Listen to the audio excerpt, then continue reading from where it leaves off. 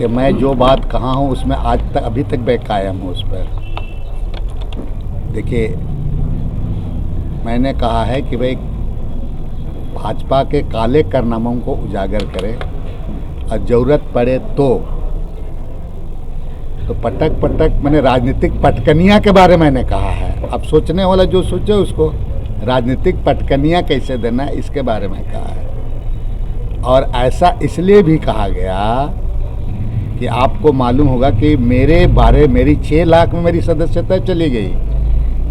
Bharatiya Janata party के पास में PIL file करने का एक टीम है, कंपनी है उनके पास में, जो फिजूल का लेकर के PIL करते हैं पूरा। उसी तरह से PIL पर किया गया था। मैंने कई एक बार 3-4 बार छापा मारने के बावजूद हमने कहा कि भाई सरसों के दाना के बराबर भी कोई चीज़ तुमको मिला, जो आरोप लगाया था दिल्ली में मकान, वहाँ मकान, यहाँ ज़मीन, तो उसको पब्लिक डोमेन में उनको लाना चाहिए। तो बताता, और मेरे पास प्रमाणित है, वो लोग खुद जानते हैं कि आरोप लगाने वाले भारतीय जनता पार्टी के लोग ही PIL फाइल किया था। इसलिए जिस तरह का PIL फाइल करा करके चुनी हुई सरकार को अस्थिर करता है, तो इसीलिए हमने कहा कि भाई ऐसे लोगों को पटकनिया, राजनीतिक पटकनिया देने की बात, मैं स्पेसिफिक किसी को ऐसे करूँगा वैसे करूँगा नहीं कहा हूँ, किसी का नाम लेके तो नहीं कहा गया। और एक चीज़ आप जान लीजिए आज कि भारतीय जनता पार्टी की जो केंद्र में सरकार चल रही है, जितने भी संवैधानिक संस्थान हैं, चाहे जांच एजेंसी है, उसका किस तरह से दुरुपयोग कर रही है।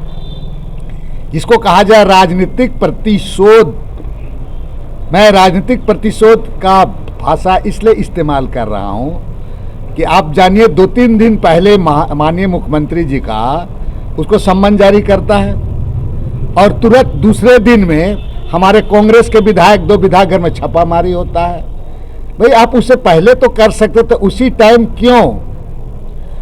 और अगर आप छापामारी किए हो तो उनके द्वारा चाहे बेनामी या खाता या राशि मिला है तो पब्लिक डोमेन में आपको लाना होगा, स्पष्ट क्लियर करना होगा। जैसे मैं लगातार इस बात को कह रहा हूं, पब्लिक डोमेन में आप रखें। हम लोग गठबंधन की जो सरकार हमारी चल रही है, JMM लेकर के कांग्रेस पार्टी, RJD, हम लोग लगातार भ्रष्टाचार के खिलाफ में हैं और लगातार हम लोग इसके खिलाफ रहे हैं। अब ये आप जांच करें, लेकिन एक आंख में काजल और दूसरा में सुरमा नहीं होना चाहिए। भारतीय जनता पार्टी के विगत 5 साल तक रघुवर दास के नेतृत्व में सरकार चली। उनके मंत्रिमंडल, सहयोगी मंत्रिमंडल में रहे सरयू राय जी ने कई एक बार बोला रघुवर दास के बारे में। सही बात है कि बड़े बड़े घोटाला उस पीरियड में हुआ है, चार्जशीटेड है मामला, कई पदाधिकारी उनके इस परिधि में घेरे में आए हैं, उनको सम्मन क्यों नहीं जारी होता है? रघुवर दास को सम्मन क्यों नहीं जारी होता है? उसके पास क्यों नहीं जांच होता है पूरा उसका?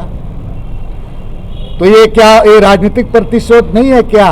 तीसरी बात मैं कहूंगा, लिफाफा आया, भारतीय जनता पार्टी पूरा राजनीतिक किया पूरा। अब तक राज्य की जनता जानना चाहिए कि भाई लिफाफा में है क्या, बताओ तो। कुछ मिला भी नहीं। बताइए, महामहिम राज्यपाल, जो मुझे जानकारी जो मिले कि 8 बार 9 बार 10 बार MP रह चुका है, राज्यपाल भी हैं, और महामहिम राज्यपाल जैसा महान व्यक्ति, संवैधानिक के रखवाले, रायपुर में जा करके बम की बात कह रहे हैं। बात होनी चाहिए। तो ये राजनीतिक प्रतिशोध नहीं है क्या? भाई आपको मुख्यमंत्री को ED के द्वारा सम्मन दिया गया, तो हो सकता है मुख्यमंत्री का व्यस्तम टाइम है, आप शेड्यूल लगा रहता है, समय मांगा, आप समय दीजिएगा, जाएंगे, अपनी बात को रखेंगे, इसमें क्या बात। लेकिन सिर्फ और सिर्फ Day 1 से ये सरकार जब से बनी है, सरकार को अस्थिर करने के लिए भारतीय जनता पार्टी कोई कसर नहीं छोड़ी है पूरा। ये राज्य की जनता को भी इसको समझ है। और आज जितने बड़े बड़े फैसला हेमंत सोरेन के नेतृत्व में ये गठबंधन वाली सरकार ले रही है, 20 वर्षों में कभी नहीं लिया गया। 1932 का खतियान के लिए साहस देना लेना ये छोटी मोटी बात नहीं है। और विशेष सत्र बुलाया जा रहा है, 11 तारीख को सत्र है। ओबीसी का 27% की बात को उसको लेकर के किया जा रहा है। सरना कोड के लिए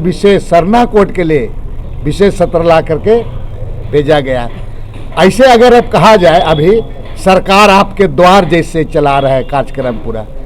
लोग हैं जो अंतिम व्यक्ति, दलित, पिछड़े, आदिवासी जितने लोग हैं, गरीब गुरुआ लोगों के पास ये योजना पहुंचने का, तो ये चीज़ें को देख ये करके भारतीय जनता पार्टी की जमीन खिसक रही है पूरा।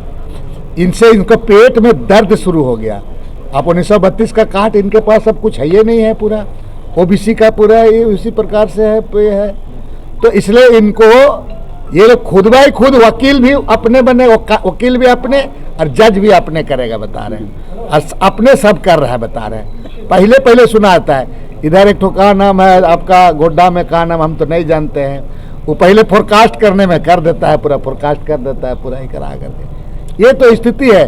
तो एक तरफ जान लीजिए ये लोकतंत्र के लिए बहुत बड़ा खतरा है। और जिस तरह संवैधानिक संस्थानों का दुरुपयोग करके भारतीय जनता पार्टी राजनीति करना चाहती है, ये झारखंड, ये नागपुर नहीं है, ये किसी भी हालत में नहीं चलने दिया जाएगा। कुचल दिए जाएंगे, बता दे रहे हैं, कुचल दिए जाएंगे। समय का इंतजार कीजिए।